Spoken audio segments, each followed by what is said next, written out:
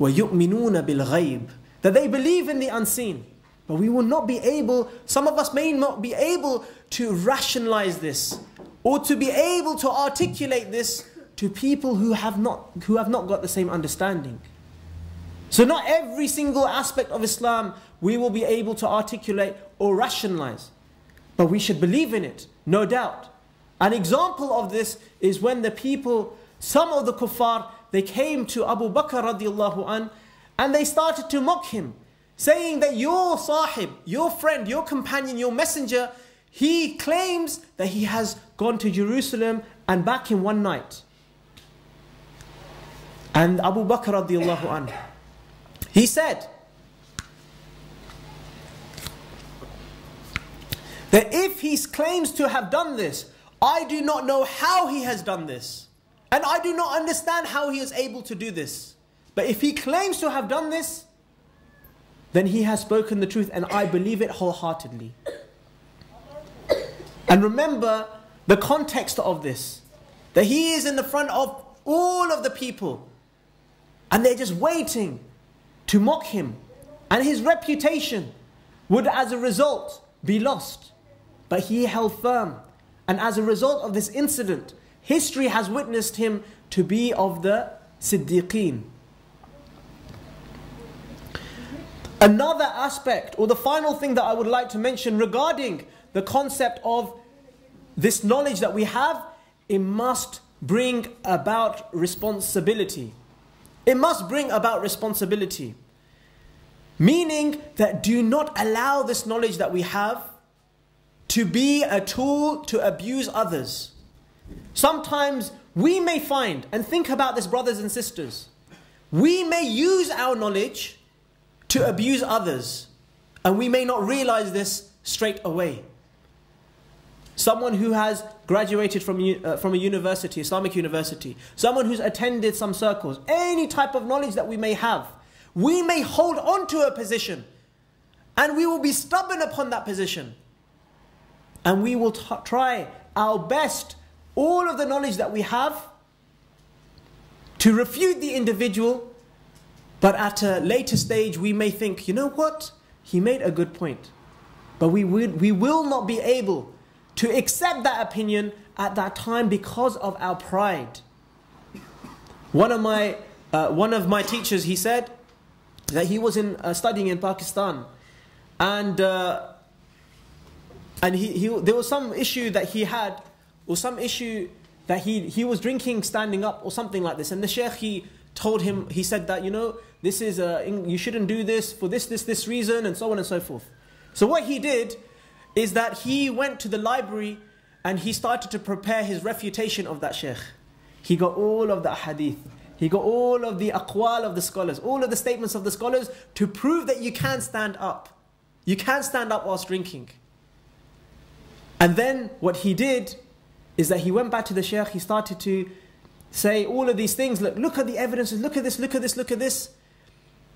And then as a result of this, he showed him another book. He showed him another book.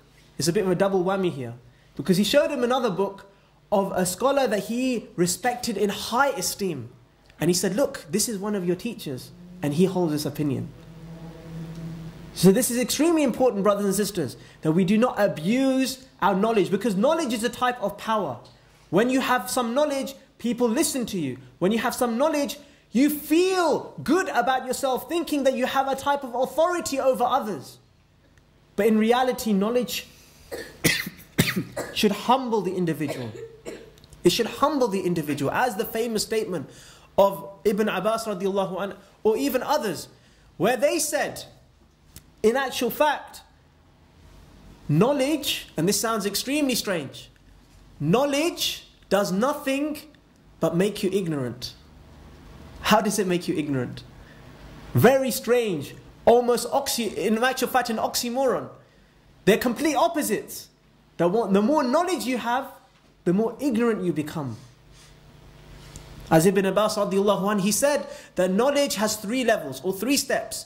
The first step is that of arrogance. The second step is that of humbleness. And the third step is of ignorance.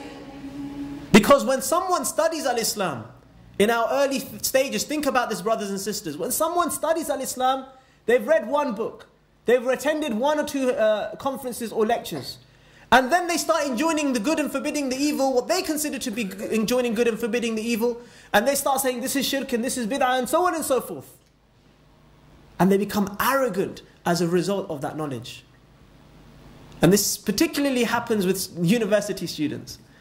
One of my friends, he said, it was a great ni'mah that for the first year when I started to practice, I was in the halls of residence. Because if I was at home and I used to commute to university, then I would have put my whole family, I would put off my whole family from Islam. Because of the arrogance that I used to have. But the more and more you learn, the more and more you become humble, which is the second level. And the more and more you learn, the more and more you learn that you are ignorant. Because there's no one who is more knowledgeable than Allah subhanahu wa ta'ala. And when someone, as you can imagine, a piece of paper, and then there's a little dot there, and then there is a circle round that dot. That dot is the known. And the space that is between that circle and the other circle is the unknown. So as that dot becomes bigger and bigger, which is your knowledge, the bigger circle becomes larger. So whilst you increase your knowledge, you realize how ignorant you become, because the unknown as a result becomes bigger. So these are the 4 or 5 things that I wanted to mention regarding knowledge. The fact that when we have a new information that comes to us, as a result of that new knowledge or that new information, we should be sincere with that. So once we find out, example, there's ikhtilaf on the issue, we shouldn't, and we follow the other opinion. We shouldn't follow the other opinion to show to the others that, you know, I have progressed in my knowledge. We should also not have this individual blameworthy independence, that I want my voice to be heard. Because we love to hear our own voices. Whenever you have a conversation, an excellent tool or way of giving da'wah to people is just to get them to speak about themselves. People love to speak about themselves. When you're speaking to someone, when you're conversing with someone, you're giving da'wah to someone, this is a very good technique to use. Get them to ask them questions about themselves, and they love to talk about themselves. But it becomes blameworthy when people start to say things and they start to enjoy saying these things just because of the sake of saying it. And as a result, they believe that, you know, this is something, this is my maqam, this is my station. Thirdly, it's not about the messenger all the time, but it is about the message. That we should be careful that when the Quran or the hadith or the messenger of Allah ﷺ comes to us, we shouldn't say, oh, you know what, because this individual mentioned this ayah, I'm not going to accept it. Generally speaking. The fourth thing is the concept of inferiority complex.